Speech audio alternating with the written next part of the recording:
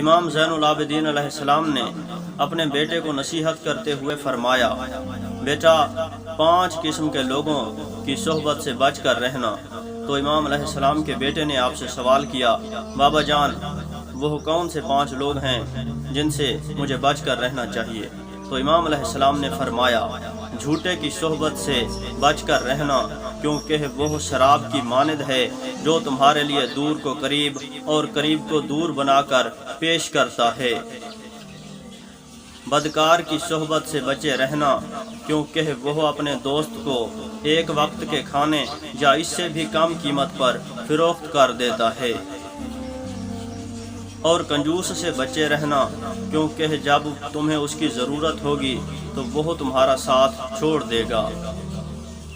بے وقوف سے بچے رہنا، کیونکہ وہ تمہیں فائدہ پہنچانا چاہے گا تو نقصان پہنچا دے گا۔ اور اس سے بھی بچے رہنا جو اپنے رشتہ داروں سے بے رخی کرتا ہے، کیونکہ میں نے اللہ تعالیٰ کی کتاب میں ایسے شخص کو ملعون پایا ہے۔